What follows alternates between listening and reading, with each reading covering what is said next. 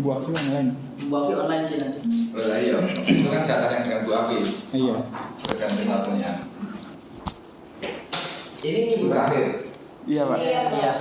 Karena departemen lain itu minggu depan. Nah itu. Nah, itu. Kita dimajukan gara-gara EGR sama KL. Karena dua dimajuin. Dua ini juga. Iya. Oh iya. Mereka kan tanggal 2 juga udah mulai ujian. Oh iya. Oke, maka sama. Absen saya nggak kemarin Pak yang itu mitigasi itu gara-gara kemarin datangnya itu lupa absen waktu tak lihat dia dicoret. Yang mana sih? Sini. Apa itu? Hah? Di depan. Mitigasi apa? Yang itu yang Gioling.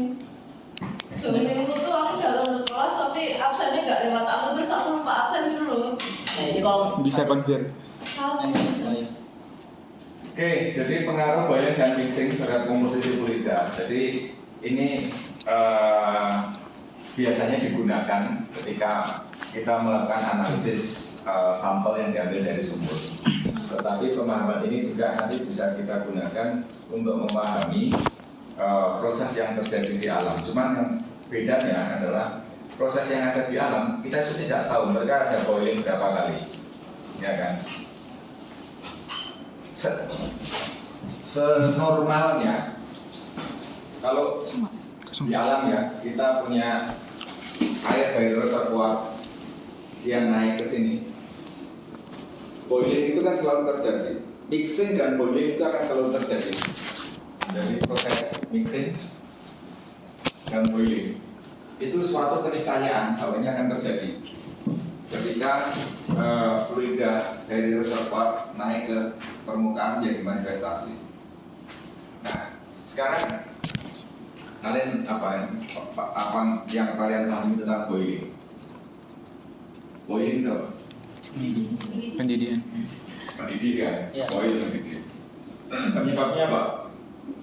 Penurunan tekanan. naikkan suhu, naikkan tekanan. Penurunan tekanan Ya. Suhu stabil. atau temperatur naik. Ya. Kemudian kalau untuk proses alami yang ada di geothermal, natural state geothermal, maka proses ini mana yang akan mungkin terjadi di alam? Penurunan tekanan. Penurunan tekanan. Penurunan tekanan ini yang akan Menyebabkan terjadi. Ya. P itu bisa juga terjadi kalau di sini kemudian di sistem yang besar, misalkan ini gunung gini, terus pas sudah di akhir di sini ternyata di sini ada intrusi sistem yang lain. Ini kan di sini, terus kemudian ini ada gunung kecil, ini ada intrusi. Ini bisa, tetapi tidak probabilitasnya kecil lah ya. Karena harus ada syarat sistem seperti ini dulu. Nah, yang paling banyak adalah ketika air ini naik, maka dia mengalami penurunan tekanan. Kenapa? Karena kalau kita punya depth ini kan, semakin besar depth-nya, maka tekanannya semakin tinggi. Ya. Dan D itu kan Ekivalen. ya dengan tekanannya. Nah, sehingga ketika air bergerak naik ke atas, dia sebenarnya berbeda dari tekanan tinggi ke tekanan rendah. Kemudian juga di alam bentuk fracture itu kan tidak seragam, iya kan? Tapi kan mungkin juga akan ada penyempitan, terus kemudian ada gini kan? Gampang. Nah, di sini tekanannya besar, ya kan? Apalagi ketika ada semacam trotol kan ya? Trotol kayak tenggorokan ciceki gitu kan? Cecekan sini ini, kemudian ini melebar, maka akan ada pressure drop juga, sehingga yang namanya boiling itu akan terjadi. Dan berapa kali boiling yang akan terjadi mulai dari reservoir sampai di manifestasi? Berapa kali? Berapa kali? Tergantung kondisi. Nggak bisa kita prediksi. Nggak bisa kita tentukan, Iya. ya kan? kondisi alam di sini kan kita nggak tahu, Iya. jika kita tidak tahu. Beda halnya kalau untuk kondisi eksploitasi. Kalau kondisi eksploitasi, ini reservoir, jadi ada P reservoir dan T reservoir. Kemudian di sini ada Well. Atmosfer. T, tekanan kepala sumur apa ya? Wellhead. Atau P wellhead. Ya. Ya, tekanan wellhead. Tekanan wellhead itu sudah diset, Oh iya. sudah ditentukan. Karena apa? Tekanan wellhead ini harus lebih besar daripada tekanan inlet Oh. di turbin. Oh iya. Karena kan Biar bisa ngalir ya. supaya bisa ngalir Iya, iya. ke turbin. Oh oke. Nah, turbin ini sudah ada settingnya, tekanannya berapa, tekan apa namanya? Di sini ada P turbin. Jadi supaya bisa ngalir berarti P reservoir harus lebih tinggi daripada Wellhead. wellhead, dan ini biasanya lebih besar dari P turbin. Kalau nggak bisa ngalir. Ya. Nah, sehingga P wellhead ini yang bisa diset, bisa diatur.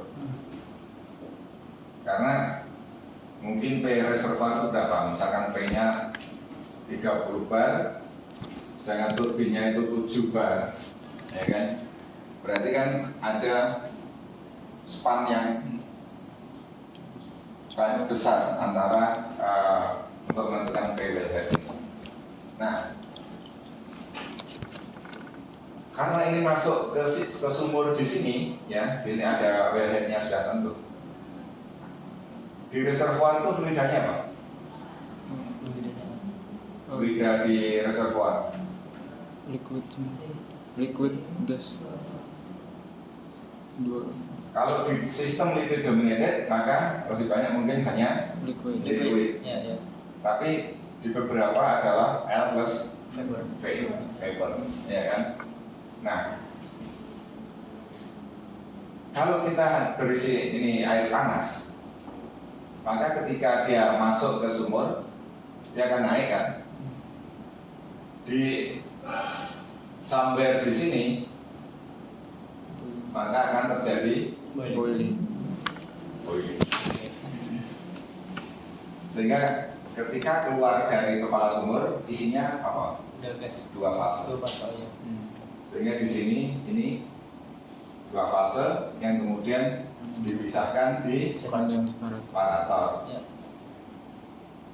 Yang steam ke turbin, yang drainnya ke Reject ya. drainage.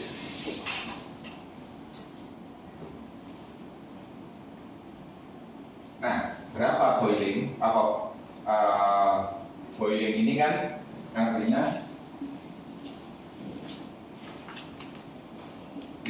tadinya apa namanya? Boiling ini berarti tadinya liquid L0 berubah menjadi L boiling dan V boiling. Jadi proses boiling itu merubah liquid menjadi sebagian liquid menjadi vapor. Tapi masih ada berapa liquid. Nah, berapa uap yang akan terbentuk Tergantung sistem. dari boiling ini? Tergantung dari Komposisi, Tekanan. temperatur. tekanan atau temperatur dari Di wellhead. kepala sumur. Oh. Oke. Kan ini sudah nggak bisa diubah-ubah nih. Ya betul. Ini bisa diubah-ubah. Iya. Iya.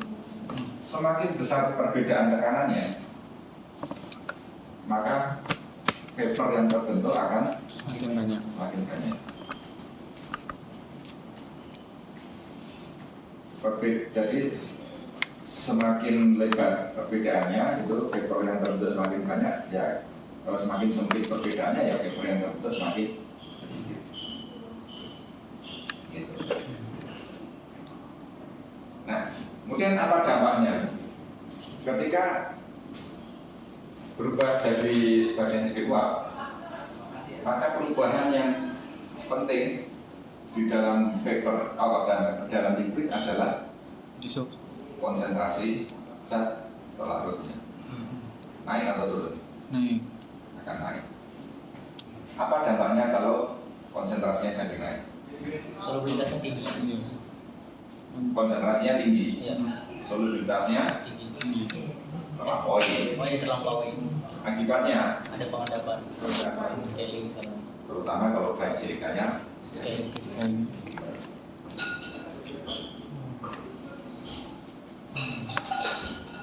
nah, Mix yang jadi ini yang biasanya juga termasuk yang disimulasi oleh production engineer. Berapa sih tekanannya yang akan diset di sini? Mereka juga akan efisiensi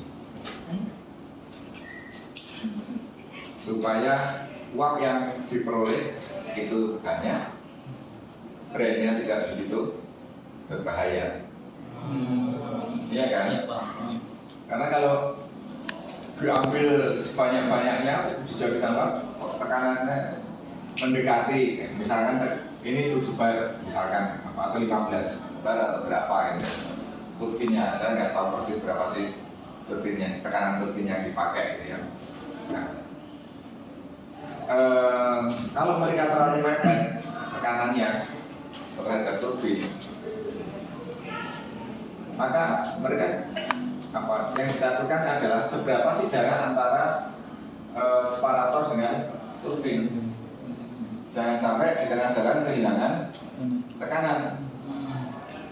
Kalau kehilangan tekanan kan Iya. mendekati ini mungkin juga lajunya pelan, Iya betul. ya kan? Nah, tapi mereka dapat uap banyak. Tapi dengan banyak apa namanya? Kalau perbedaan tekanan antara reservoir dan kepala sumur itu diperbesar perbedaannya, mereka akan dapat steam lebih banyak, ya kan? Tetapi konsentrasi brandnya akan semakin tinggi, konsentrasi TDS yang ada di brand akan semakin tinggi, ya kan? Tapi kalau dia apa namanya perbedaannya tidak begitu banyak, maka vapornya juga mungkin kurang banyak, Iya. sama ya lebih sedikit, Sedikit. tetapi Brandnya lebih aman. brandnya lebih aman. Iya. Nah, sehingga itu semua mereka simulasi dari kondisi tiap sumur di apa namanya di set lah supaya semuanya aman. Nah, kemudian bagaimana kita bisa menghitung berapa boiling yang terjadi, berapa persen, bagaimana komposisinya, perubahan komposisinya. Nah, bagaimana kalau gas yang tadinya ada di dalam panas bumi di dalam reservoir, karena suhu dan tekanan tinggi, maka gas akan banyak yang terlarut Oke. di dalam air, Iya. ya kan? Kan tekanan dan tinggi, tetapi ketika kemudian ada boiling, maka gasnya juga akan mengalami degassing, Ini sih. di steam. Baik yang di kejadian apa namanya eksploitasi ataupun di kondisi natural, semua akan terjadi. Cuma di sini kondisinya yang sudah kita set, kita atur, kita ketahui kondisinya. Sedangkan di alam kita tidak tahu kondisinya. Tapi dari sini kita tahu bahwa dengan adanya boiling, efeknya adalah meningkatkan konsentrasi zat larut, Libra. ya kan? Sedangkan mixing pengaruhnya apa? Bisa penurunan konsentrasi. Penurunan konsentrasi. Penurunan konsentrasi belum tentu, tergantung Komposisinya. mixingnya dengan apa, ya kan? Nah, kalau mixingnya dengan air meteorit biasa, air meteorit yang TDS-nya rendah, maka mixing itu memang menurunkan konsentrasi. Tetapi ingat bahwa air di bumi ini tidak hanya air meteorit, ada apa saja? Air formasi, Air formasi, Air magmatik, air magmatik, air laut, Air laut. oh, laut. bisa juga, iya kan? Ada itu semua yang mungkin bisa mencampuri air di sini. Nah, kemudian mixingnya itu terjadinya di mana? Reservoir. Bisa di reservoir, Bisa di dekat permukaan. bisa di antara reservoir dan manifestasi. Itu di alam tuh ya.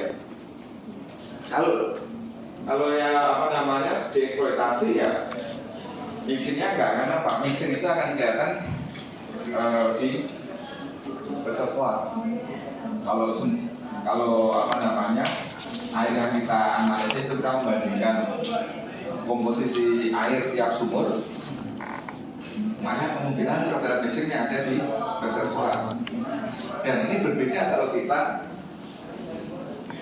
pada tahap eksplorasi di mana sampel kita adalah sampel manifestasi permukaan. Kejadian mixing bisa terjadi memang awal dari reservoir, bisa juga ketika perjalanan naik, iya kan? Ya.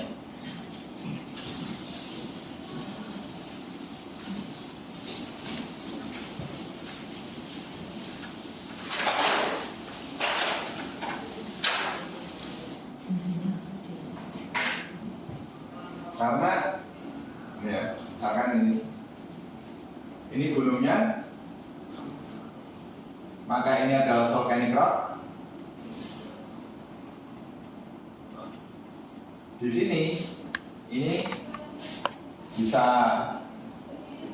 sedimen, ya kan? Bisa sedimen laut, bisa volcanic tua. Mungkin bisa juga metamor sumbernya gimana? Lupa saya. Sekis. Hah? Ada foliasi. Ini. Ini. Ya, ya gitu. Kurang lebih. Mengerti ya? Ya, kalian yang baru 4 tahun yang lalu FGN-nya mas. Ini dua ambisi. Nah, di sini ya, kalau air dari reservoir naik ke sini, dia bisa bereaksi dengan metamorf, dia bisa bereaksi dengan sedimen. Kemudian dalam sedimen ini ada mungkin Masih. air formasi. Belum lagi kalau di sini ini dekat dengan laut, mungkin ada infiltrasi ke sini, ya kan? Sehingga kita harus bisa melakukan asesmen terhadap air yang ada di manifestasi kita. Bagaimana originnya, komposisinya. Jadi kalian harus paham air reservoir itu biasanya apa. Yang paling diapal adalah CL-nya tinggi, pH-nya netral. Iya, gitu. Iya kan? Iya. Bagaimana MG-nya? Bagaimana Fe-nya? Bagaimana halogen? Iya kan? Iya. Jadi kita harus tahu, kalian juga harus paham ya, halogen itu pengkayaannya di apa? Air laut, tinggi enggak? Ya kan? Di sedimen bagaimana, air formasi bagaimana, gitu. Sehingga ketika kita dapat mata air panas di sini, apalagi yang suhunya itu sekitar 40 derajat Celcius, ya kan? 40 sampai 50 derajat Celcius, maka kita harus lebih sulit untuk itu gimana dulu ginisanya, ginisa air yang ada di sini, origin air di sini itu harus kita pahami karena kita akan menggunakan ini sebagai Termometer. termometer untuk mendeteksi berapa suhu yang ada di sini. Ya kan? Sehingga ketika kita sampling air panas, suhu itu ada menjadi parameter penting. Kita ukur suhunya. Yang kita ambil adalah suhu yang paling tinggi. Mata air panas yang mempunyai suhu paling tinggi. Kenapa? Asumsinya paling tinggi artinya dia paling kecil mengalami modifikasi. Iya. Karena kalau ada percampuran, suhunya juga akan mendingin, ya kan? Iya. Komposisinya tertentu, ya kan? Kalau meteorit, maka menurunkan. TDS-nya rendah. Apa yang akan tinggi? Karbonatnya tinggi. Tapi bikarbonat tinggi bisa juga ketika dia melewati batu gamping. Iya. Nah, ya kan? Jadi kita harus memikirkan geologi itu tidak bisa lepas untuk interpretasi geologinya.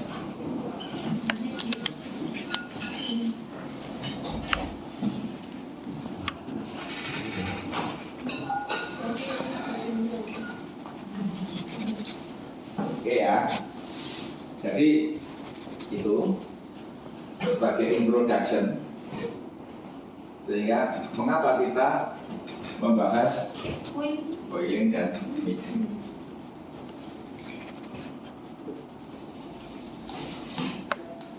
Nah,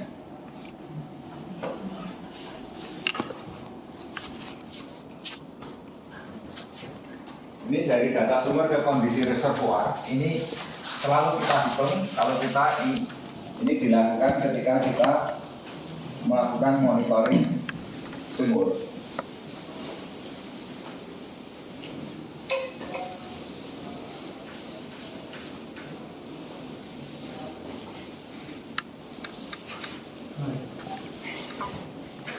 Di paling simpel itu kalau kita punya liquid dominated system. Kalau two phase buat kemudian ada uap di dalam reservoir itu interpretasi itu bikin rumit. Ya.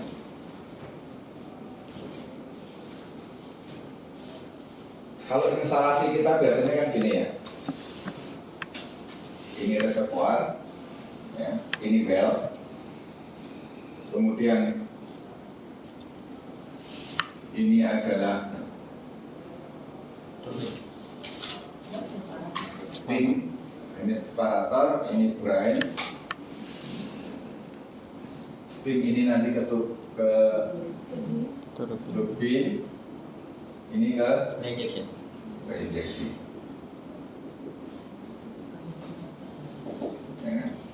Nah, sedangkan dari turbin uapnya kemana? Bagian luar, bagian Di masuk ke kondensator. cooling tower,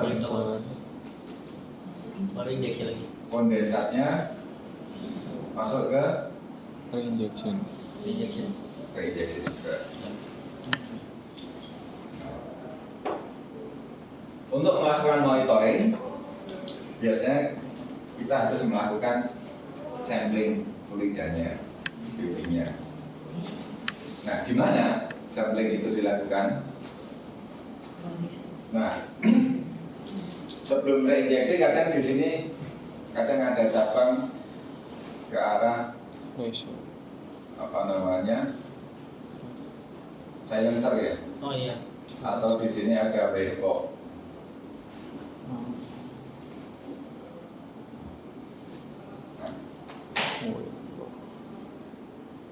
Wave box itu ini ke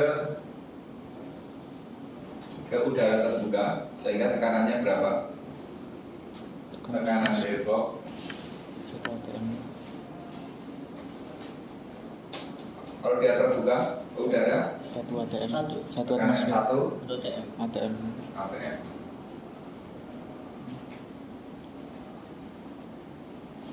Oke. Nah, di dalam rangkaian ini Mengukur tekanannya pakai apa? Lupa. Ada alatnya sendiri. Hah? Ada alatnya sendiri. Ada alatnya sendiri.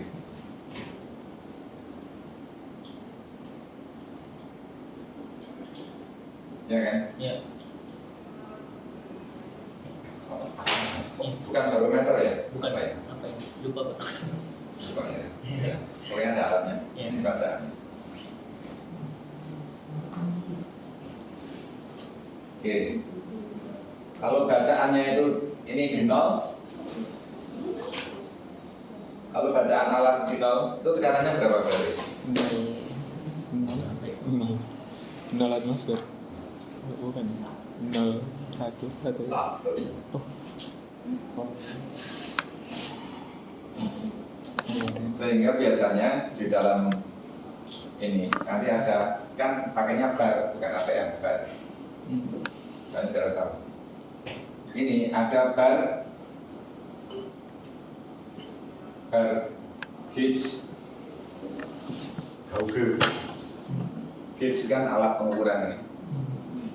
Kemudian ini ada bar absolut. Pembacaan di bar gauge itu ya adalah bar absolut dikurangi 1. Karena kan di permukaan ini kan alat tuh di set 0 kan? Di set 0 tapi kan sebenarnya kan tekanan 1 atmosfer. Nah sehingga ini biasanya ada tulisan. Biasanya ini ditulis bar G, ini bar A, bar absolut sama bar gauge. Bar gauge bar absolut dikurangi 1. Jadi kalau bacaannya di sini itu 7 ya artinya dia 8 tekanan. Nah, sampling itu ada di mana? Sampling itu biasanya bisa dilakukan di webbox pada tekanan 1 atmosfer atau di sini antara kepala sumur dengan separator. Kalau antara tekanan dan separator di sini berapa tekanannya? Tekanannya kurang lebih masih hampir sama dengan P wellhead. BHP wellhead pressure. Ya. Jadi di sini adalah kita punya P reservoir, P wellhead atau P wellbore. Kalau ini 1 atmosfer atau 1 bar, ini tergantung dari sumur. Di tiap sumur tekanan bisa beda-beda berapa tekanannya. Kemudian yang di sini bar dari wellhead. Nah, karena di sini itu ada proses boiling, ya, sehingga kita di sini punya 2 fase. Maka ketika kita sampling air di sini,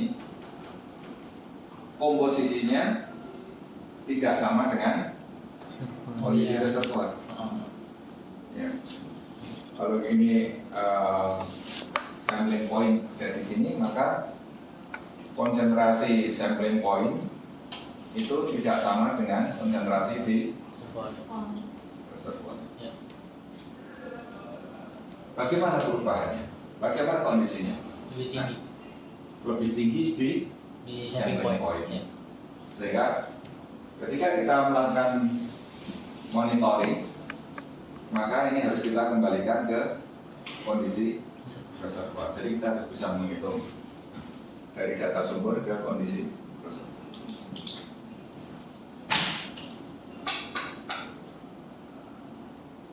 Nah, itu kalau kita sudah eksploitasi, dan kemudian target utama dari eksplorasi panas bumi adalah untuk mengetahui kondisi aquifer atau reservoir. Ya. kondisi di reservoir di manifestasi tadi kalau kita punya mata air di sini, kita punya reservoir naik ke sini, maka di sini ada proses mixing dan boiling itu bisa terjadi semua. Ya kan? Ini adalah proses hidrologi alami. Proses hidrologi alami ketika air panas dari reservoir naik, dia akan mengalami mixing dan boiling. Nah, ketika kita pada kondisi eksplorasi, pada tahapan eksplorasi, maka kita hanya dapat data awal, yaitu data dari mata air panas. Kalau kita sudah banyak pemberan, maka kita punya data sumber data air yang berasal dari reservoir langsung.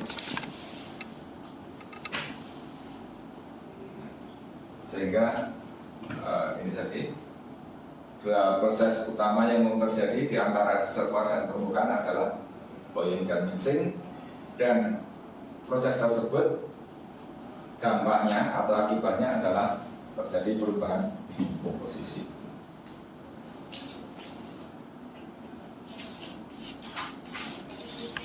Nah, boiling itu proses utama terjadi boiling adalah terjadinya pemisahan fase cair dan fase uap.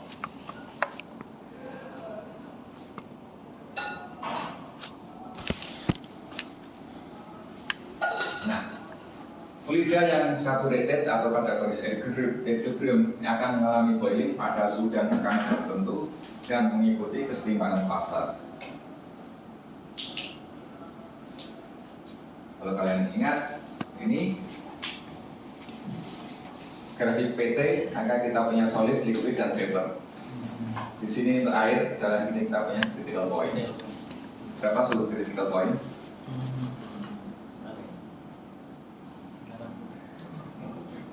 Critical point air.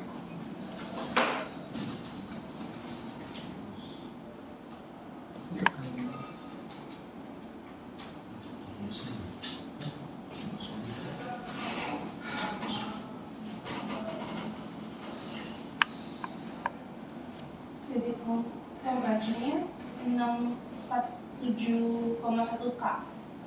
Kelvin. Kalau di Celsius kan 374 Celsius. sekitar 374. Berarti critical point 374 derajat Celcius. Kalian pernah mendengar geothermal supercritical? Apa itu? Dia benar-benar udah stabil gitu. Bukan, udah zona nyaman gitu aja. Bukan ya? Kemarin dijelasin Bu Afi. Dia tuh apa ya? Suhunya tinggi. Suhunya tinggi. Tinggi banget. Suhu tekanannya tinggi. Suhu dan tekanannya tinggi. Jadi sudah melebihi titik critical point, supercritical. Dan itu ada di mana? Reservoir. Hah? Reservoir udah. Di reservoir bukan ya? Di mana? Di mana? Oh. Di kedalaman berapa? Pada dekat-dekat apa? Dekat pasar. Dia seluar. Di reservoir gitu. SU 374. Itu sudah tinggi banget. Biasanya ini dekat-dekat dengan intrusinya. Oh, intrusi.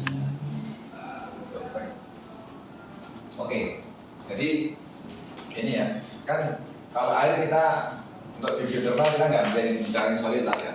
Solid itu kalau kita bicara es kan, kalau untuk air kan. Jadi kita bicaranya adalah vapor dan liquid. Nah, ini kalau ditransformasikan kita hanya dapat liquid dan vapor. Gambarannya kan ini kan. Ini depth, kalau ini kan tekanan. Contohnya gini. Kalau di gambar ini adalah depth, ini suhu, maka gambarnya kan gini.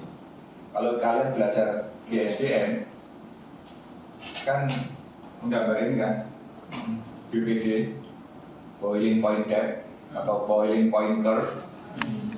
Menurut siapa? Haas, iya kan? Lupa. Hah? Mungkin tidak pakai gambar, udah pakai hitungan atau gimana? Pakai rumus. Iya. Sebelum ngeprint. Itu lagi panas bumi ya. Ini Pak beli ya, Pak. Dia lagi panas bumi. Harusnya pas epithermal juga kalian bicara ini. Oh iya. Oh iya. Waduh. Nggak ada sih pak. Kayaknya enggak deh, Pak. Bagaimana kalian rekonstruksi kedalaman epithermal? Dari paper. Hah? Dari paper. Kalian gimana caranya? Kan kalian menduga kondisi boiling di epithermal dari apa? Mineralogi. Iya. Ketemu apa? Ketemu ini stratiform coliform.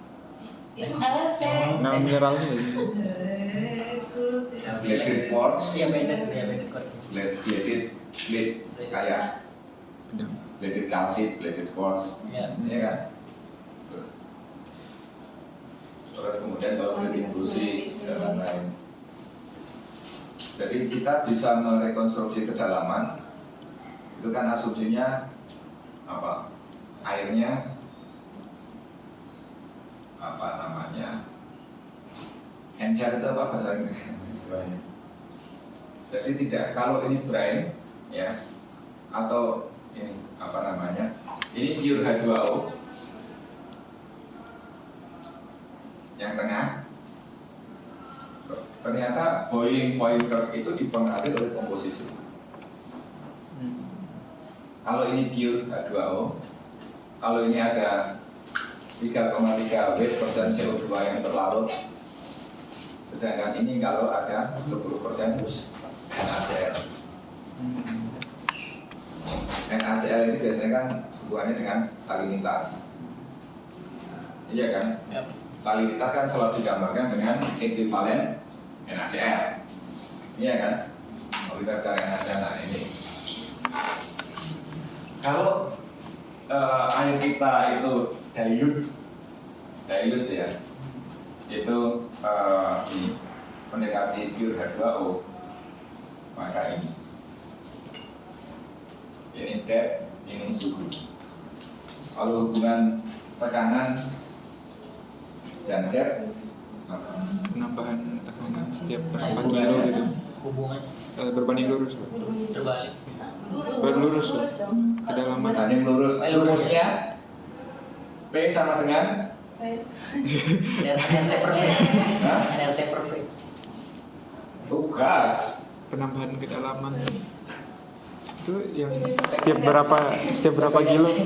berapa kilo nambah berapa derajat gitu, kalau saya lupa terus. Hubungan P sama depth Hubungan P sama D. Lurus. Berbanding lurus mulai 3. berbanding lurus. Rumusnya kalau dari depth kita gunakan ke P, Nambah berapa bar gitu per 1 kilo. P sama dengan Rogi, ayo. Rogi. Oh iya, Rogi. Rogi. Oh iya. Ya Rogi, ayo. ini kan? Ya ya. Hanya ini apa? Jarak Tinggi. Lama. Ya. Tebal ya kan? Berarti kan kurang lebih sama dengan depth kan? Iya. Rogi. Ini tekanannya tekanan apa namanya? Tekanan atmos. Tekanan Tekan Hidrostatik. statik. Statis. Rogi. Ini akan mengikuti ROGH kalau tekanannya hidrostatik. Nah, kalau kalian pakai hidrodinamis sedikit berbeda. Waduh. Kalian kan statis hanya kolom air. Tapi kalau di sini airmu ada gasnya yang punya tekanan naik ke atas, hidrodinamis ada faktor pengalinya 1,1 kalau nggak salah. Tapi yang P hidrostatis sama dengan hidrodinamis kali 1,1 kalau nggak salah. Nah, ini Tekanannya tinggi. dan ini dipengaruhi oleh lidah, apa komposisinya.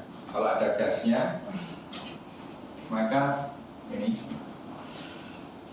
pada kedalaman yang sama, suhu boilingnya lebih rendah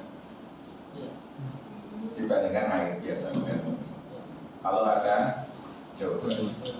Kalau ada kegarannya naik, salinannya naik, maka volume-nya lebih. Kalian mungkin bisa. Nah, itu karena minyak dingin. Jadi air biasa sama air yang sudah kamu kasih garam, kamu panaskan, suhu mendidihnya akan lebih tinggi jika ada garamnya. Ya. Nah, kita harus memahami ini proses fisikanya. Proses fisika yang terjadi di geothermal. Nah, ini hubungan antara entalpi dan tekanan. Nah, di sini ini adalah critical point. Entalpi ini kan kalau kita bicara energi panas bumi, sebenarnya kita bicarakan kan entalpi dan suhu. Walaupun suhu dan entalpi itu berbanding lurus. Nah, sehingga yang sekarang lo medium entalpi. Kalau bicara medium entalpi, yang bagian sedimen dan bukan. Ini kan tidak salah gitu sebenarnya. Nah, kalian pernah melihat gambar ini? Semacam ini? Belum pernah, Pak. Oke, ini adalah tekanan, ini adalah entalpi. Kemudian di sini, ya, ini adalah liquid, ya, ini liquid. Di sini adalah vapor. Jadi kalau sudah di sini ada vapor, di sini liquid. Nah, kemudian, C ini adalah critical point. Ya. Critical point. Kemudian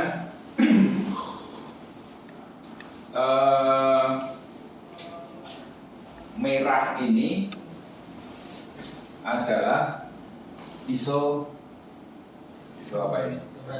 Temperatur. Ya, isobar. Tekanannya sama. Sedangkan yang garis hitam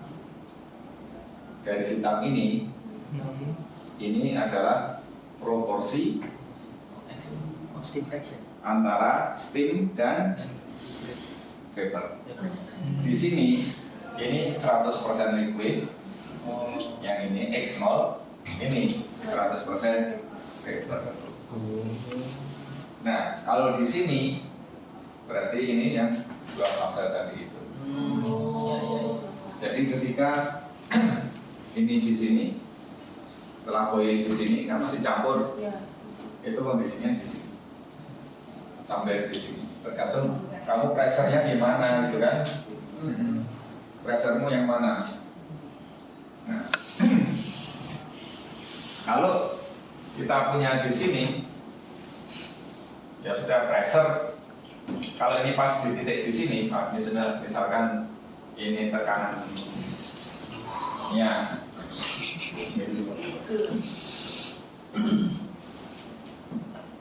yang di sini, ya kan? Tekanan 10 bar itu di sini. Maka entalpinya kurang lebih 500 berapa ya kan? Nah, itu kalau liquid. Ya. Pada tekanan yang sama, liquid dan vapor itu mempunyai entalpi yang berbeda. Ini entalpinya di sini sekitar 500 berapa? Misalkan ini 10, di sini entalpinya sudah di atas 2500. Dan entalpi inilah yang sebenarnya energi dari yang liquid fluida itu. Sehingga kalau kita punya vapor, dia punya energi yang lebih tinggi. Energinya energi thermal ya, dibandingkan dengan yang liquid.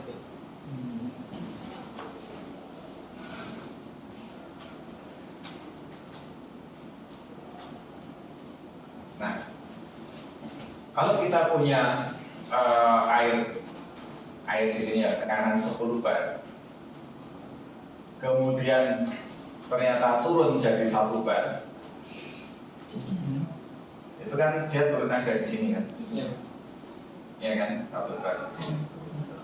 Maka di sini dia akan berubah menjadi 2 fase. liquid, Dua fase. 2 fase liquid dan vapor. Kalau kita punya ini tadi, tengok di sini ya. Ini di sini ini kan liquid, ya. Kemudian di sini ini vapor.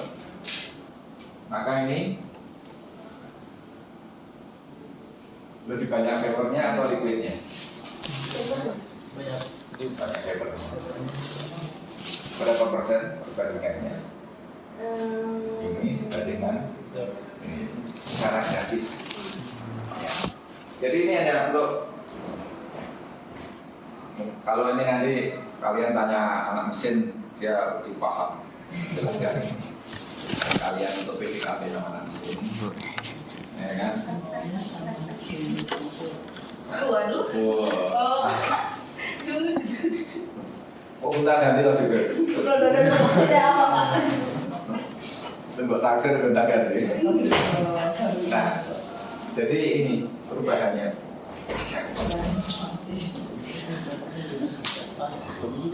Jadi ini sebagai gambaran bahwa ketika kita turunkan tekanannya, maka entalpinya Karena kan vapor.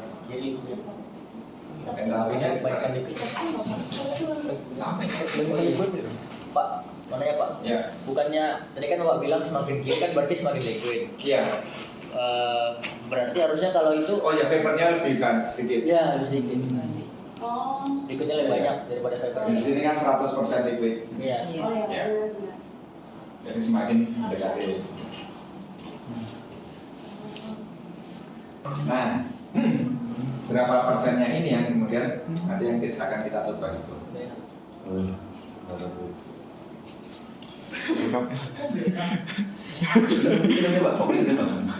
Karbit itu. Aku cuma tanya, kok aku juga sering kok viral. Omongan apa ini? Nomor saya. Body tilir.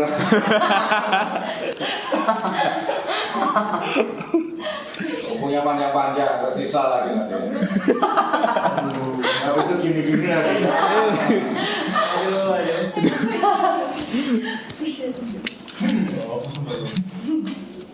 Nah, ketika fluida panas bumi, dia suhunya tinggi, naik dengan cepat ke permukaan melalui sumur atau fragile, dia akan mengalami boiling. Karena apa? Suhunya relatif tidak berubah, tapi tekanannya berapa ini?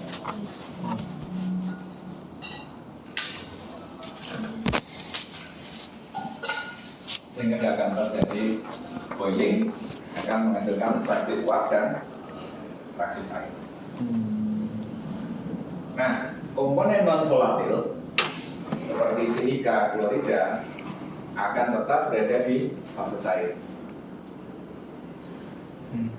Sedangkan komponen volatil NCG, non condensable gas, masuk ke dalam fase steril. Tapi juga tidak semua, hanya sebagian. Sebagian tetap terlarut di dalam air.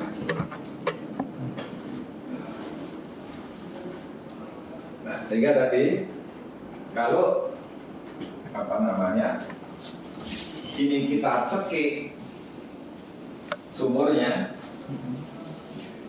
kalau sumur itu dicekik dengan ditutup, semakin menutup, tekanannya semakin besar atau semakin kecil? Semakin besar. Semakin besar. Kecil. Semakin kecil kan tekanannya. Iya. Eh? Besar tekanan. Semakin besar. Terus mulu. Makin dikit kan tekanan makin besar.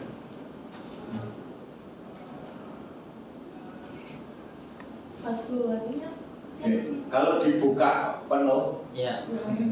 maka tekanan di sumurnya ini kecil kan? Iya.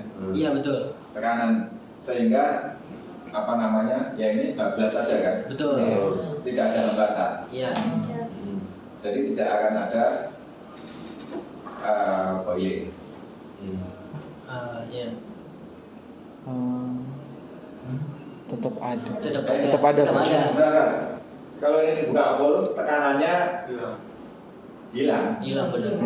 Kalau ini tidak ada separatornya, Ya. kalau ini dibuka full kan sama dengan tekanan udara kan, Ya. atau atmosfer. Betul.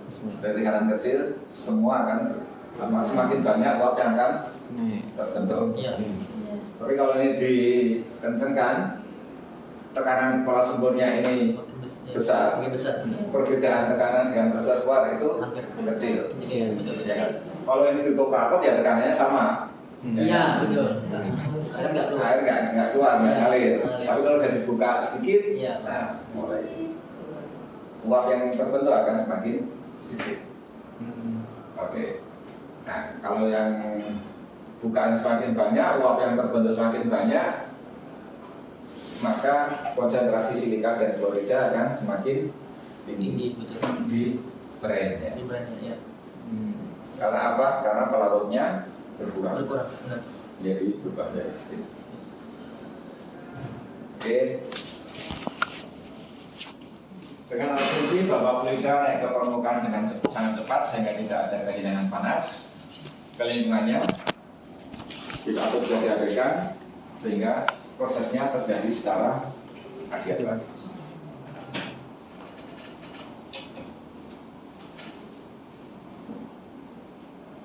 Nah, penurunan secara adiabatik itu juga prosesnya adalah isoentalpi. Isoentalpi. Jadi entalpinya konstan.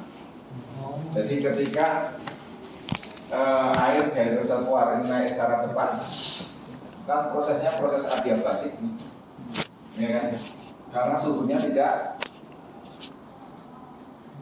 berkurang, tidak tertransfer ke sekitar, ya kan?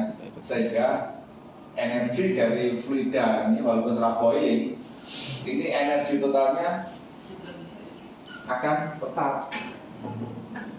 Jadi kalau di sini kita ada H liquid di vapor, ini maka dia sama dengan H entalpi di liquid ketika boiling ditambah entalpi uapnya kita boiling.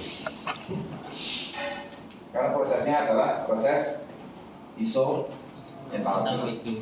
Isoentalpi. Energinya isoentalpi, prosesnya adalah adiabatik.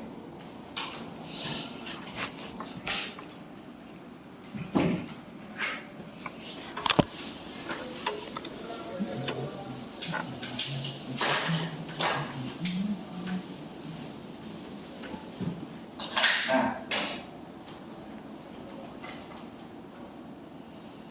jadi lupa mau bicara apa.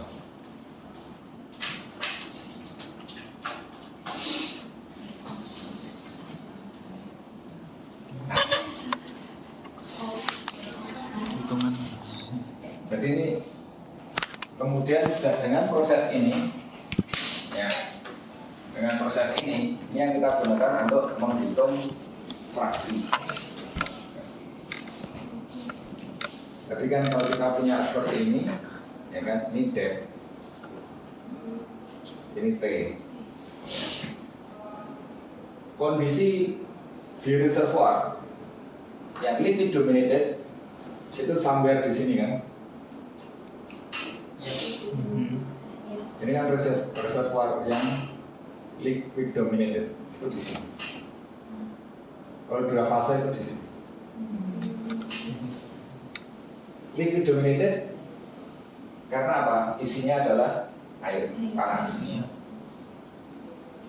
Kita punya di sini kan antara P dan T ini tidak saling terikat, ya kan? P dan T saling terikat itu ketika dia ada di ini pada kondisi equilibrium atau saturated.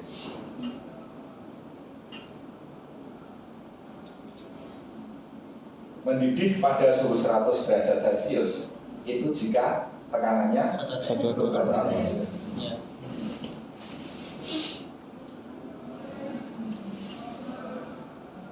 Kalau ini 100 derajat Celcius, maka di sini P-nya adalah 1 ATM. Kalau ini di sini, ini sudah tertentu. Tapi kalau suhu di reservoir, katakanlah ini 200 derajat Celcius, 200 derajat Celcius itu bisa, kalau dalam bentuk air, maka bisa segini nih kan? Ya kan? Bisa di sini, pada di sini, di sini, di sini, di sini, di sini. Ya kan?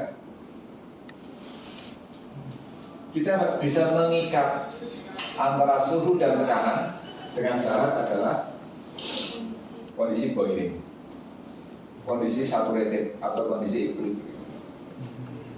Kalau kondisinya tidak equilibrium, ya gapnya bisa bebas, mana saja. Dan energinya gimana?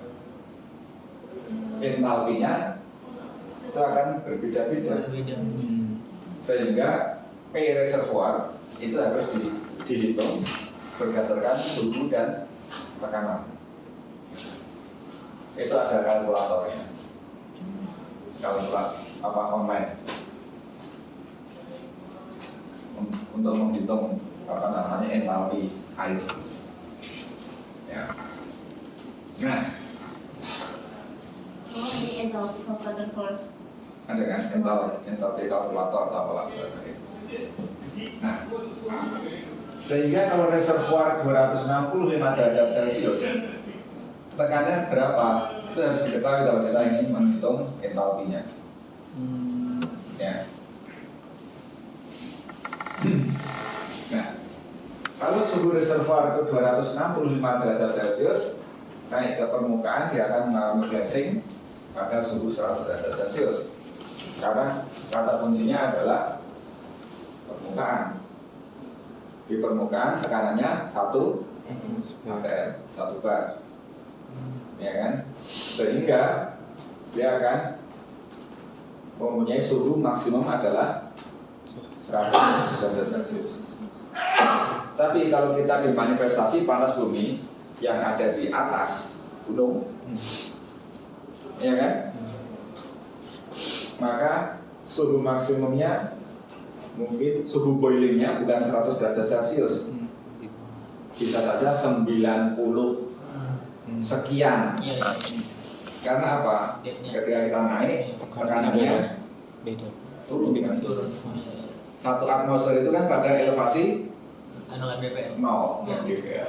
Ketika kita naik gunung 1000, maka tekanan udara di atas di elevasi 1000 kurang dari 1 atmosfer. Iya kan? Sehingga boilingnya mestinya kurang dari 100 derajat Celcius. Sehingga kalau kalian naik gunung bawa ciki-ciki, mesti gembung kan? Karena tekanan di bawah kan mungkin juga berapa 1 atmosfer berapa kan? Ketika bawa naik ke atas, tekanan udaranya kecil, sehingga ini gembung. Karena tekanan di udara kantong itu lebih tinggi, ya kan? Atau kalau kalian di pesawat di atas minum botol aquanya itu, ya kan? Kalian tutup, pas mendarat nyusut kan? Nah, kemudian untuk menghitung berapa banyak fraksi uap yang terbentuk pada saat flashing itu biasanya orang-orang teknik mesin, orang engineering menyebutnya flashing. Kalau orang geologi menyebutnya boiling. Maka bisa dihitung dengan menggunakan persamaan sebagai berikut. Jadi ini adalah entalpi liquid pada suhu awal, ya. Bisa saja entalpi di reservoir, maka sama dengan X dikalikan entalpi liquid pada suhu boiling ditambah Y kali entalpi vapor pada suhu boiling. Dan di mana X dan Y itu adalah fraksi uap dan fraksi liquidnya. Di mana X plus Y itu sama dengan 1. Jadi H itu adalah entalpi, L, V itu liquid dan vapor, X itu adalah fraksi liquid, Y fraksi uap, T0 suhu awal, T3 adalah suhu boiling. Rumusnya hanya ini, simple. Ya. Nah, dari rumus ini maka bisa diubah Y sama dengan HT0 min HL T0 dikurangi HL pada TP dibagi HV pada TP dikurangi HL pada TP.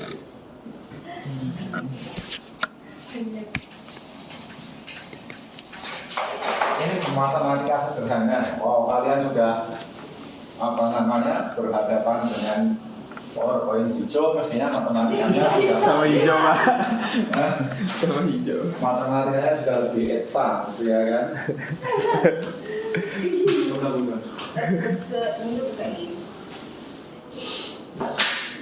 Kalau tadi kan H L T0 sama dengan X HL TB ditambah Y kali H vapor Per TB. TB. Nah, Y plus X sama dengan 1, ya kan? Sehingga kalau mau kita jadikan Y, berarti ini kan Y sama dengan 1 min X. Berarti HL T0 sama dengan 1 min Y HLTB, ya kan? Ditambah Y HVTB, maka HLT0 sama dengan HLTB min Y, ya kan? Ini HLTB TB ditambah Y HVTB, tinggal Y-nya dikeluarkan, maka Y kali HVTB min HLTB sama dengan HLT0 min HLTB, ya kan? Maka jadi, ya kan? Nah, kalau kemudian kita punya informasi tentang berapa besar entalpi di reservoir, nah, misalkan 265, tadi pada suhu 265 tadi itu entalpinya 1159 Joule per gram, ya. Maka yang ini HL pada TB itu bisa dicari pada steam table, namanya steam table. Steam table ini sudah ada datanya. Berapa entalpi liquid, berapa besar entalpi vapor, itu sudah ada datanya. Sudah dibukukan, ya. Yang itu to face by ini Pak Termodinamika, ya. properties. Ya. Nah, ini apa saja ini? Ini saturated liquid vapor Nah, yang apa Pak? HL pada 100 dan Liquid ya liquid. ya. Ini jadi buat itu. Enggak baca. loh. HM ini HM apa?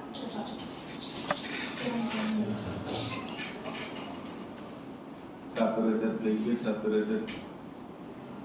Ini kan internalnya kan. Ini kan spesifik volume, ini internal energi. Ini entalpi.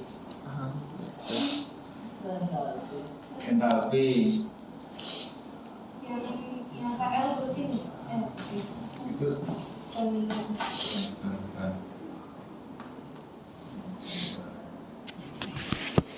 ini coba ini 100. Saturated liquidnya berapa? 100 yang saturated liquidnya 4 419. Ya, 49,02. Iya. Yang ini. Itu yang liquid. Oh. AM pada 100, kemudian Yang itu. 225 2676. Ini Pak, benar. Ah itu. Benar. Nah, yang ini yang saturated backgroundnya. Oh. Ini. Hmm. Jadi Oh, ini HG sama ini. bacanya. Iya, yang di sini apa? HG. Metal IG mungkin gas ini. Iya. Nah, backgroundnya di sini. 219 sama 26. Oh, oke guys. Sedangkan ini reservoir ini biasanya diperoleh entalpi reservoir itu diperoleh setelah drilling. Karena setelah drilling mereka dapat T dan P. Dapat P dan T sehingga mereka dapat entalpinya berapa.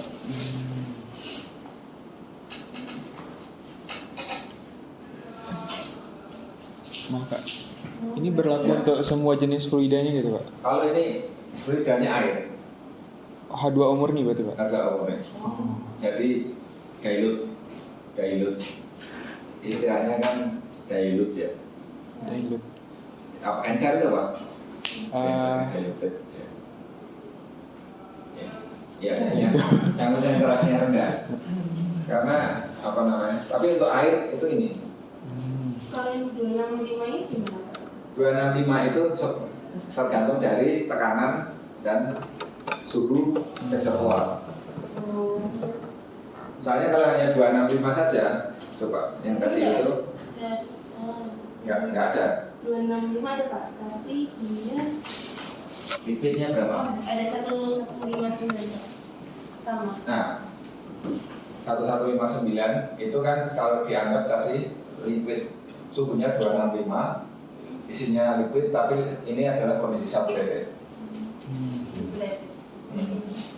Tapi kalau pressure sebenarnya coba kalau kamu apa namanya kalkulator tadi ada nggak? Apa termodinamika? Entalpi kalkulator. Of water ya Pak. Nah, kan biasanya dia minta nilai P-nya berapa? Tapi di calculation of yang saturated Pak atau yang Iya. Kalau saturated nanti ya 265 saja, dia enggak. Kalau kita bilang saturated itu artinya PT-nya itu sudah tertentu. Tapi kalau dia tidak saturated, P-nya kan bisa berbeda. Seperti yang tadi saya gambarkan. Ya. Nah, kalau mudahnya kalau kita anggap bahwa kondisinya adalah saturated, ya, maka entalpi air dengan suhu 265 adalah 1159 Joule per gram. Nah, kalau kita sudah punya data ini, maka kita hitungkan di sini, maka kita dapat nilai fraksi uapnya dalam 0,328 atau 32,8%, ya kan? Gampangnya 33%, ya kan? Orang geologi kan selalu Dibulatkan. 33%. Jadi kalau kita punya air panas suhu 265, kemudian kita alirkan ke suhu 100 boiling, maka 33% airnya akan berubah menjadi uap.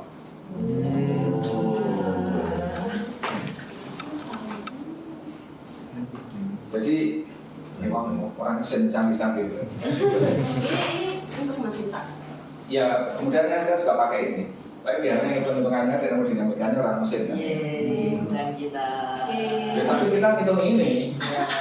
Kalau kita ingin menghitung tadi apa namanya sampling kita di permukaan untuk menghitung kondisi reservoir, kan kita harus tahu berapa persen air yang berubah menjadi uap. Jadi kalau kita punya reservoir 265 derajat Celcius dibuka ke atmosfer 33%, airnya akan berubah menjadi uap. Kalau uap yang terbentuk sebanyak 33%, berapa banyak peningkatan konsentrasi dari TDS? Kloridanya akan meningkat jadi berapa? Silikanya akan meningkat jadi berapa? Nah, ini. Jadi misalkan konsentrasi klorid itu sama dengan 1 min Y sama dengan X kan ya. Iya, tadi. Fraksi di liquid dikalikan konsentrasinya, ya kan? Ditambah Y kali konsentrasi kloret di paper. Tetapi karena TDS non volatil itu tidak ikut ke dalam steam, dia 100% tetap ada di dalam liquid. Sehingga CV-nya di sini adalah 0. Ya kan? Kalau ini CV-nya 0 berarti konsentrasi kloret sama dengan 1 mJ kali konsentrasi liquid setelah boiling.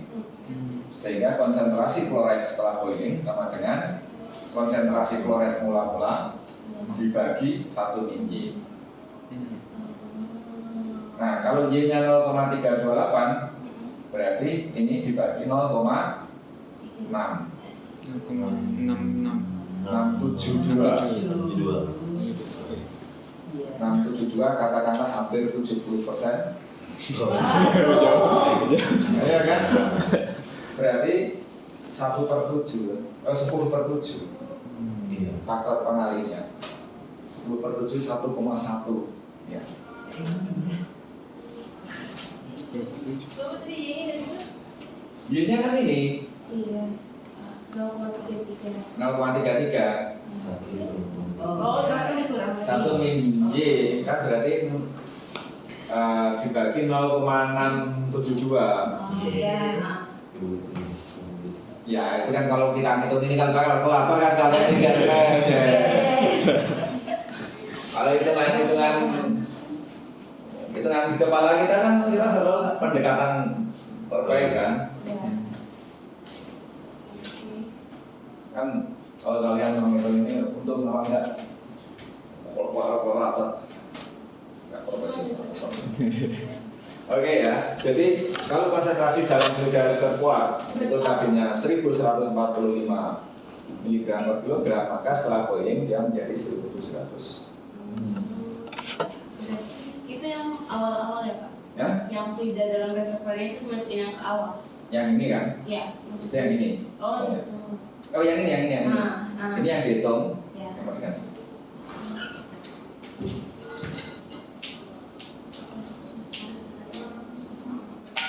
Nah, itu ini kuliah. Yuling. Iya. Oke. Nah, itu tadi 1 atmosfer tadi di Babcock ya. Nah, untuk pengukuran dari data sumur yang di sampling point hampirnya sama ya kan. Nah, tergantung kita apa namanya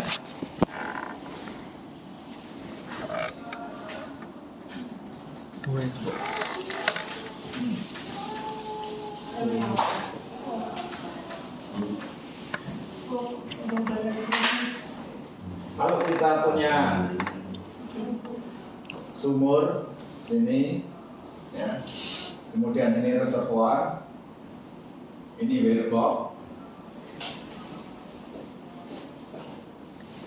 ya. Tadi kan kita punya P di well box 1 atmosfer, kemudian P di sini ini sampling point. Sampling point itu kurang lebih sama dengan P wellhead.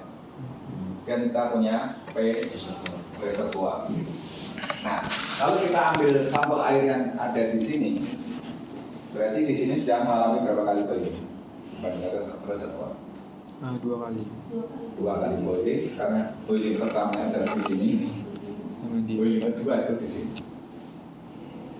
Sehingga kalau kita sampling air di Babcock, kemudian akan kita hitung kondisi reservoirnya, maka kita harus menghitung ke sini dulu, boilingnya dari sampling point, kemudian dihitung. Tapi kalau kita ambil air ada di sini, di sampling point, kalau kita punya ini, maka kita bisa menghitung ke reservoir dan kita bisa menghitung untuk nanti kalau airnya ini dilepas ke permukaan. dengan tekanan 1 atmosfer. Ya. Nah, sehingga konsentrasi di Weber itu sama dengan konsentrasi di sampling point dibagi 1 min Y. Ya, atau X. Y kan fraksi uapnya. Nah, sedangkan konsentrasi di reservoir itu sama dengan konsentrasi di sampling point dikalikan 1 min Y. Jadi ini Y boiling. Kalau ini boiling pertama, di sini ini boiling kedua, ya. Maka C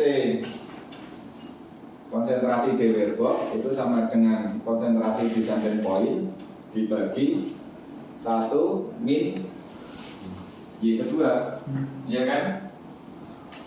Sedangkan konsentrasi di reservoir sama dengan konsentrasi di sampling point dikalikan 1 min Y 1.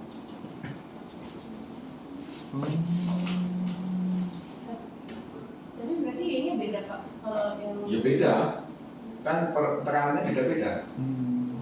Jadi dihitung 2 kali Y-nya. Nah, misalkan kita punya reservoir, punya entalpi di spiration pressure itu 1203, kemudian tekanan bar gauge-nya itu 6,5, dengan klorida 13.800, SiO2-nya 808, maka ini bisa kita hitung. Ini entalpi reservoir di reservoir. Ini entalpi reservoirnya 1200. Kalau tadi kan 1159 kan? Di 265 tadi itu 1159 kan? Iya. Nah, kalau ini 1200 berarti suhunya lebih dari 265 kan? Iya. Jadi ini entalpi reservoir, kemudian spiration pressure di sini itu 6,5 bar gauge, di mana bar gauge adalah bar gauge sama dengan bar absolut dikurangi 1. Berarti artinya kalau ini 6,5 berarti tekanan aslinya adalah 7,5. Nah, ketika sampling di sini ternyata CL-nya 13.800, SiO2-nya 808, maka kita bisa menghitung berapa konsentrasi di Weber, berapa konsentrasi di reservoir. Konsentrasi CL sama SO2-nya. Iya, kan bisa kita hitung balik. Nah, sehingga kalau SiO2-nya 808, mestinya di Weber dia akan Lebih besar. lebih dari 808. Nah, berapa saturation index-nya? Ya kan? Untuk silika pada suhu 100 derajat Celcius. Pada suhu 100 derajat Celcius, maka batas SiO2 maksimal itu berapa supaya tidak ada pengendapan. Nah, kalau kemudian perhitungan kita SiO2 ini lebih dari konsentrasi saturation index-nya tadi itu, maka kemungkinan lapangan tersebut akan ada scaling. Jadi perhitungan kita menentukan adanya scaling atau enggak? Pendugaan. Menurut perhitungan. Kalau yang menentukan yang bukan itu kan ada di atas terus, nggak mempengaruhi apapun di situ kan? Iya sih. Iya kan? Kita hanya simulasi kemungkinan akan bisa prediksi kan? Oh, kita akan dapat Kita bisa memprediksi scaling. Ayo. Tuh, kalau scalingnya, nanti tergantung dari seberapa misalkan coatingnya, pipanya dan lain-lain, pH-nya, ya kan? Oke. Nah, ini yang harus dilakukan, kita menghitung Y.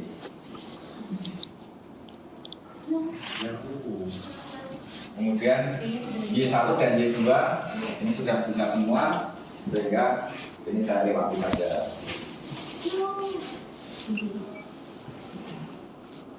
Jadi kalau ke Weber Y-nya 0,129, maka konsentrasinya menjadi naik, silikanya menjadi 928. Maka akan ada Nah, untuk reservoir ternyata di SO2-nya hanya 614.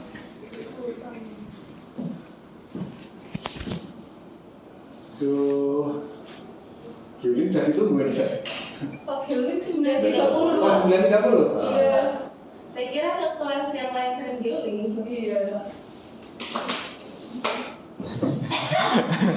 Makanya kita sebut 7. Iya, itu. Iya, Pak. S2. Oh, iya. Oh yang S2. Beda lagi Pak. Jam berapa, Pak? 8.30. 8.30. Terus Bapak masuk ke kelas kami jam? Ya? Bapak kan tidak ada di kamar Pak. Kira ini setengah 10. Saya habis itu. Oh iya, langsung. Mantap. Cuma Pak. Iya. Oke Pak. Pemisahan waktu tunggal, kalau untuk uap, maka jadi yang beda dengan uap tadi adalah kalau gas, karena tidak semua gas itu masuk ke kalau SiO2, Cl itu kan tetap di dalam air, ya kan? Tidak ada di uap. Kalau gas itu ada fraksionasi, sebagian masuk ke uap, sebagian tetap di dalam air, yang dinamakan koefisien distribusi gas atau B. Itu sama dengan konsentrasi gas dibagi konsentrasi gas. Nah itu rumusnya untuk gas-gas tertentu ini sudah berbeda.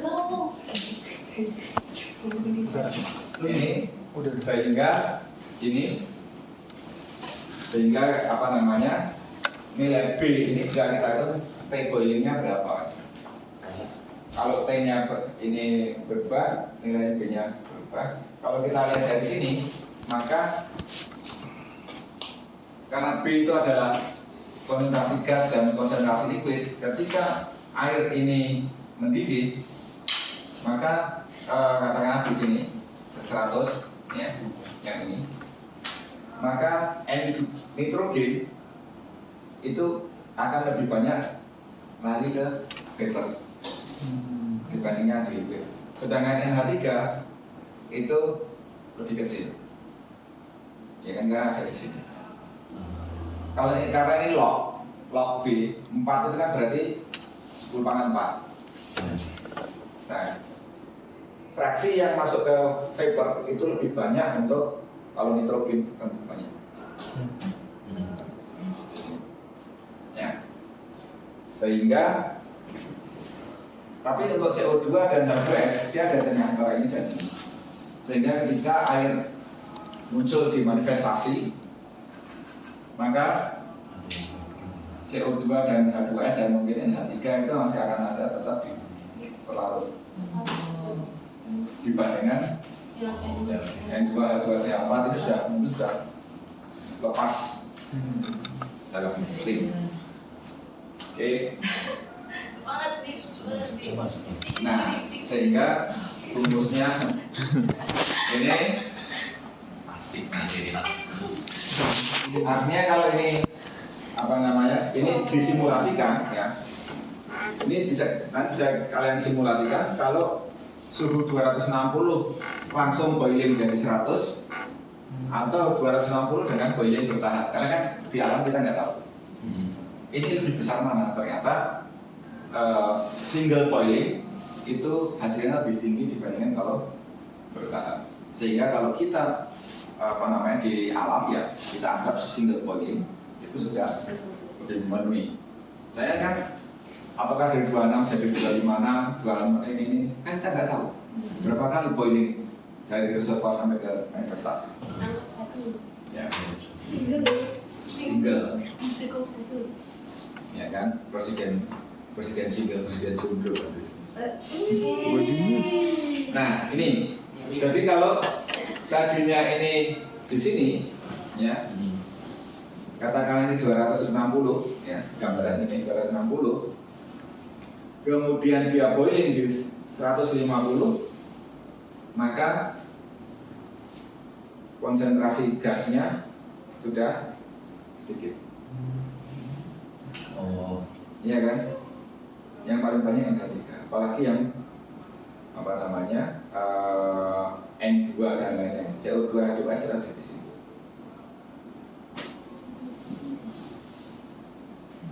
Jadi ini single step boiling.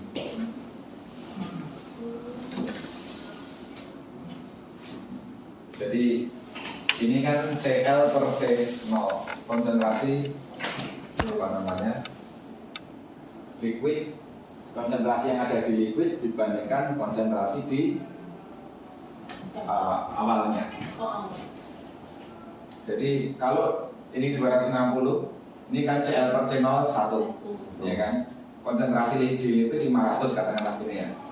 Maka kalau kemudian dia ini di 240 katakanlah, ini kan Cl per C0 0,114, sehingga konsentrasi di liquid itu apa namanya tinggal 56,9.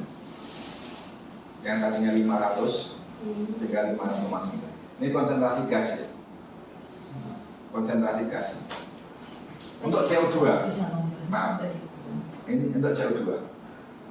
Tapi papernya juga ikut berkurang tadi Pak, konsentrasi. Hah? Itu konsentrasi. Oh iya, konsentrasi di vapor juga kecil.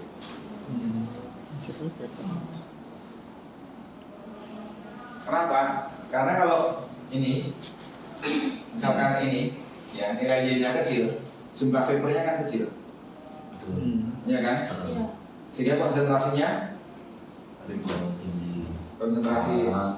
konsentrasi di vapornya apa? Ya, konsentrasi di vapor itu tinggi, karena hanya sedikit yang terbentuk.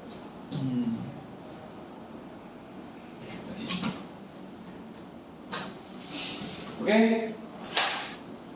itu dulu. Terima kasih, Pak. Pak di soal tadi kejadian. Oh iya.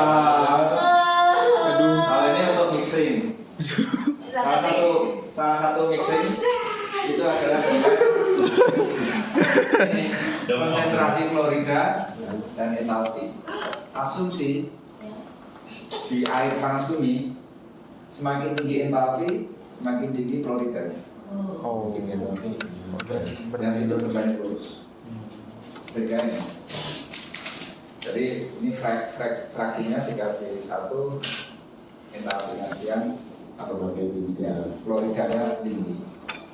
Kalau mixing kloridanya akan semakin sedikit. Sama aja lah kalau kalian masak Indomie keasinan sudah terlalu banyak boiling, tambah air kan rasanya sedikit sedap yang tadi keasinan. Iya, betul. Kan? Mixing itu terus ya. Puas masak Indomie. Nah, katakanlah entalpi di suhu tadi sekitar 204 ya. Itu entalpinya di 2800, dia steam.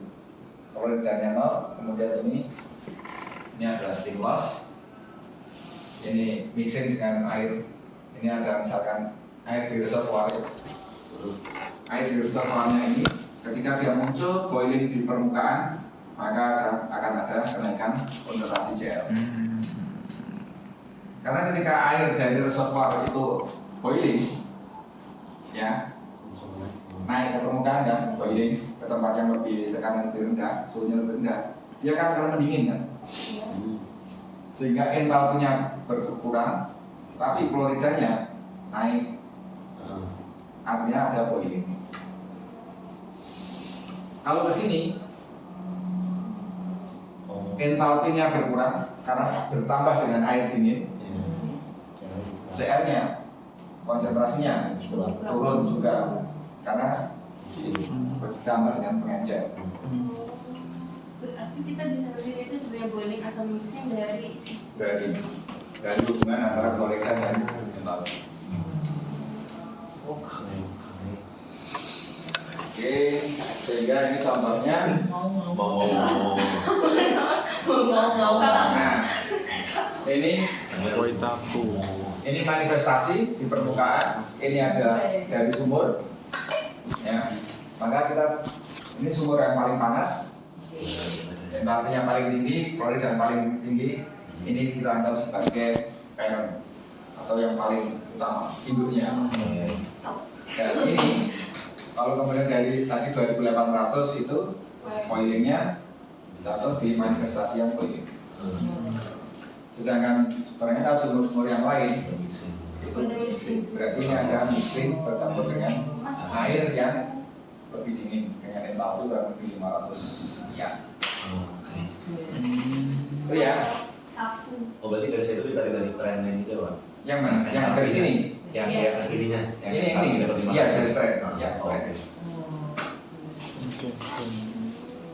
Sehingga WT4 ini adalah WT4, ini WT6, 7, 3. Sehingga kalau kita punya sumur WT4 tadi di sini ke arah 6 itu berkurang mixing, ini juga ada berkurang ada air.